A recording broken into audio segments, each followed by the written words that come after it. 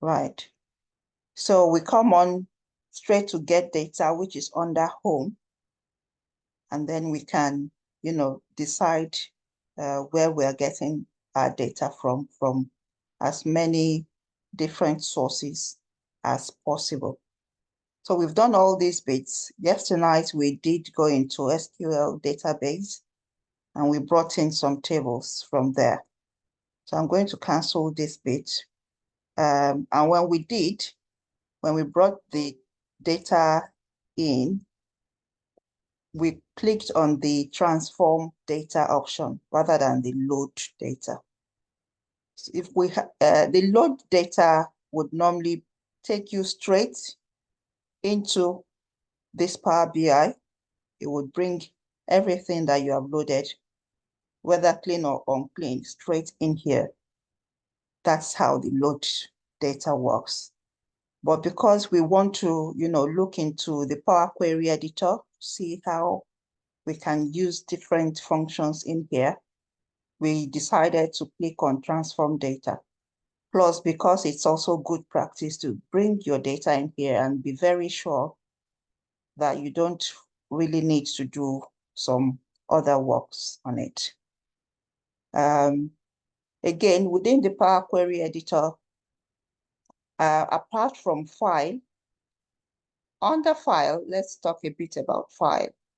Under file, we have close and apply, which if I close this now and apply, it would bring everything into the Power BI. So it would close the Power Query editor as we can see that it's loading. Because I clicked on close and apply, that is close it and apply whatever changes was made from the Power Query editor, apply it into Power BI, bring everything in and close the Power Query editor. So what it does is it closes the Power Query editor and it brings your work straight in here. Still waiting for that to load. I hope it doesn't take too long because I left this on since yesterday. I didn't close the Power BI. Okay, so we can see that it's loaded. And immediately that it has loaded, we see that the data, you can see data on the right-hand side. Those two tables that we loaded were brought in. When you opened your Power BI anew, afresh, there was no data at all. But now that we have gone on to bring data in, we have, it is here, we can see it. And that's because we said close and apply. I'm just going to go back into the Power Query editor. That was just to show us what happens when you close and apply. There are different ways for me to navigate back into my Power Query editor. I can use this transform data. Click on the transform data and it opens up that Power Query editor for us again. So we are back here. Or another way, I'm just going to quickly close that again, just to show us that it's not just on transform data that we can actually go back into the Power Query editor. If I click on these three dots here,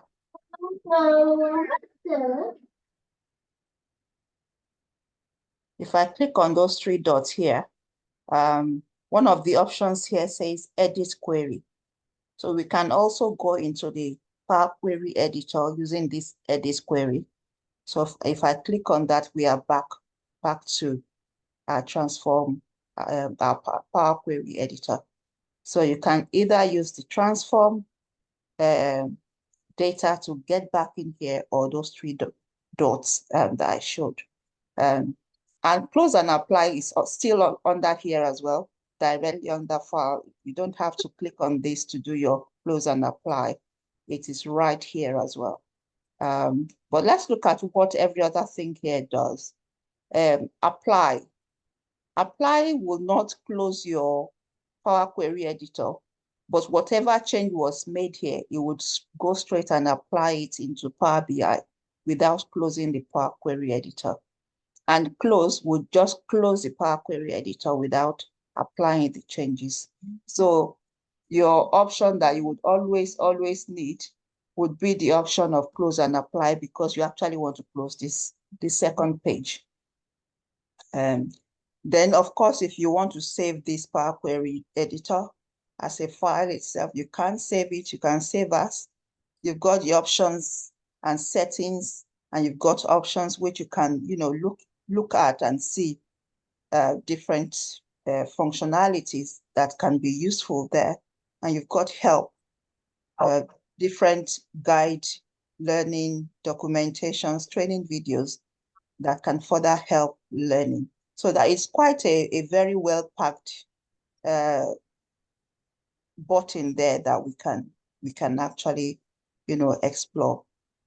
Then after that, directly, we've got new source.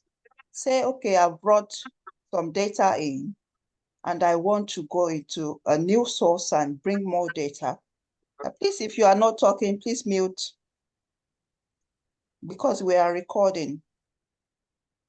So if you want to bring new data in from a new source, you can always use this new source to bring it in. And if you are bringing the data in from a recent source, like you can see, my server name was Sonila Kai, the server name here, and it's showing us that is the most recent source that we have brought data from. Okay. Going further, and all of these are under the new query, can I call that section? Under new query is where you have new source, recent source, and then we have enter data, the last one in that section. So what does enter data do? So if I click on enter data, I know we are quite used to bringing data from outside of Power BI most of the time, but you can actually manually enter data within here as well. So say you just need to quickly create a table, say this is a location, you've got, and you just want to create it yourself. So your first header there is location, and maybe I'm just making this up, and maybe this is a sales amount, you can manually just type, and your first row, whatever location that is, you can type Lagos, you can type 20 million, and you can keep going on and on and on and on, So that is what, and we can see create table. You are creating a table within the Power BI or Power Query itself. You can also do it within Power BI, and we'll get there. Down here, you can give the name of the table, maybe we should name this land price, and if we okay that, it would bring it here as another table. So it will bring it there as another table. And like I said, that is under new query. Like the name implies, new query, maybe you are bringing from a new source, a recent source, or you are just making one up within here manually by yourself. And then we keep moving, we move on to data source settings, where you can, maybe you want to change your data source. Most of the time, this has to do with database. And this was the last database that we used. If I want to change that to something else, I can always change and, decide to use maybe another server and, bring something else in. So you can always make changes within data source itself. There's global permission. This has to do with how permissions that you've got to use certain things, because within the work setting, you would have restrictions as per where your access, can actually reach. I believe that's what that's about. It's not letting me click on it right now, maybe because it's not applicable in my own case. If I made all the changes, I can okay that. But I'm not making any change, so I'll close that. That was just to show us. Now, manage parameters. As we get more advanced, we'll learn more around, we'll do some work around manage parameters and what new parameters are about. But I'm going to skip that for now. Then refresh preview. Say you want to refresh your query. If I click the drop down, refresh preview will just refresh the query that you have picked. While refresh all will refresh each and every one of the queries. So that's what that is for. And we've left data sources, we've left parameters, and now we are on queries. And properties, if I click on properties, maybe, because I've clicked land price, speaking land price, maybe you want to give further description, to what this land price is about. You can write it there. This is to describe land prices in certain parts of, any description you want to give it. You can do that. Enable, you can tick and untick here, however you want this query to perform. If you want to enable it to load, that is when I close this, I want this to be loaded into Power BI. Yes, this has to be ticked. And if I need it to be included when I refresh, I need it to be refreshed as well. That has to be ticked. So, okay, that most of the time you don't need it, but it's good to know that it is there. Again, advanced editor. This is where you see, let me cancel for a bit, we'll come back there. You see all the different steps that we do here. They are actually powered by what we call M language or mashup language. As we can see in the formula bar there, the source, it's saying something around equals table dot from rows. That's the name of the function it's using, and a whole lot of other things there. And then we went into the next step, which is change type, So all of these steps are recorded in the advanced editor, like macro, like some sort of codes that the computer or Power BI uses, to generate all these steps. And we don't have to understand like completely or perfectly. We don't have to dwell on this part of things. The computer just does it anyway. But again, it's good to know that it's there. And as we advance, there's nothing saying wrong with starting to have some knowledge of it. Let me look for one that would not be too. So if we come into source, yeah, I think this is more easily readable. It's telling us that equals SQL.databases. This is a SQL database, and the server name of it is this in double quotes here. And the next step saying navigation is telling us that equals DB, that's the name of the table, the schema, the database owner, the table that we brought in, and all of that in data in square brackets, So in a way, we can patiently actually try to understand, what this formula is saying.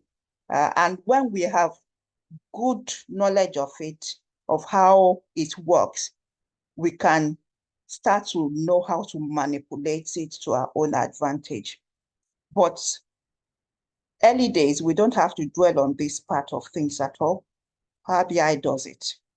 When there was a change type, the data type was changed here. That's why we have change type. And it's telling us that it used a function called table.transform column types on the table that was brought in from the previous step, which is this. So the previous step is recorded in this last step as well. It seems like SQL M languages are a bit harder to understand. So hopefully when we use Excel workbook, I can dwell better on that for us to get a better understanding. And then we've got manage delete duplicate reference. So please mute. If you are unmuted, check and mute, please.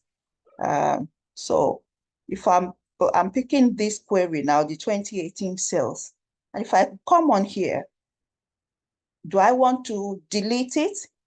If I click on that, it will delete that query. Do I want to duplicate it? Let me duplicate it and let's see what happens. So that table has been duplicated. And because it cannot name the same two tables, it can't give two tables the same name, it's put a 2 in brackets, meaning a second table, but the same type. Now let's compare the two. If we come here and we look at the applied steps, that it has applied here, source, navigation, change type. If we check on here as well, it's the same number of steps, source, navigation, change type.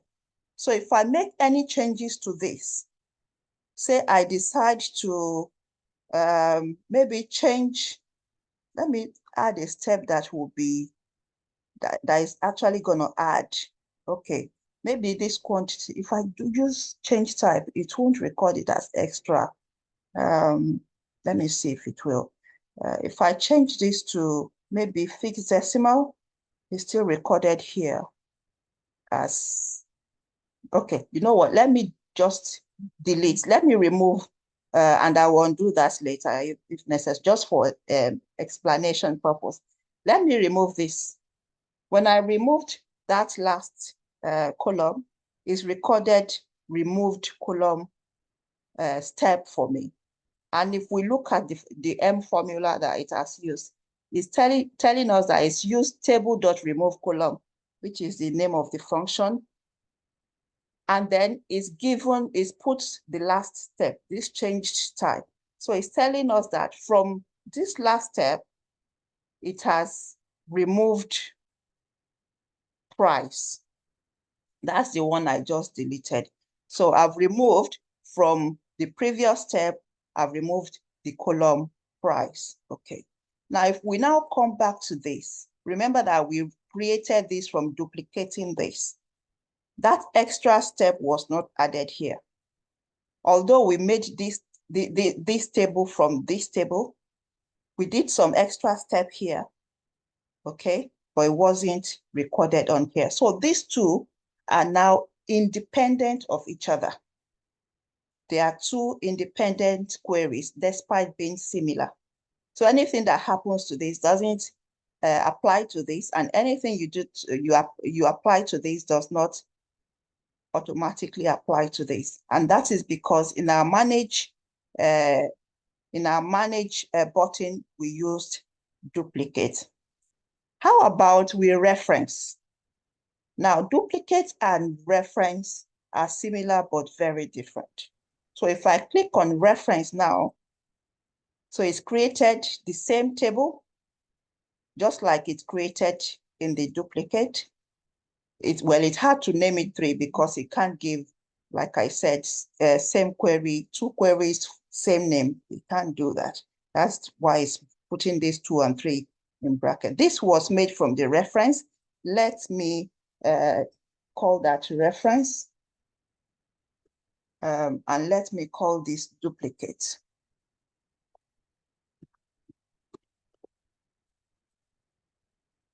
Okay. So we had already seen that duplicates are not dependent on the table, their original table that they were made from. But in case of reference, here is where we start to notice the difference. The steps here, we've got 1, 2, 3, at least 3, 4 steps. But here, we've got just 1, and it's saying source. And that source, if we look at the formula bar, is saying equals, and it's making reference to this table. That is, the source of this table is this table. What that then transpires to mean is that whatever happens to this would happen to this. So let's say the last column here is quantity, right? And the last one here is also quantity. So if I come here to delete quantity, let me delete quantity from there. And let's see what happens here. Quantity gets deleted from here as well. Okay. So if I try to maybe delete this one, I'm just right-clicking to do all of that. You can also do it here like we had seen before. So I want to delete that and see what it's saying. It's saying that the query 2018 sales cannot be deleted because it's being referenced by another query named reference. So I can't delete this because this is dependent on it. Whatever happens to this happens to this as well. So I cannot delete it. And whatever step I apply on this becomes straight away applied to this as well, because this is the source of this one now. So that is the difference between when you want to make copies of one table for different purposes, either using duplicates or reference, would depend on the results you want for the future of that data or of your report. If I want any change that happens to this to be received automatically by this table, then I would use reference to create this table. But if I want the two of them to be independent of each other, then I will use duplicate, to make a copy of this one. And that is on. So far, we are still under home, but I think home, is it home or file? We are under file actually. Let me see. Oh, actually, we are under home, which is good. And then in 1 minute, let me see if I can, actually, there's no time. Okay. Okay, I'll stop there, right? And it's just going to be from manage columns to the end there that I'm going to need to explain with examples as well. But let me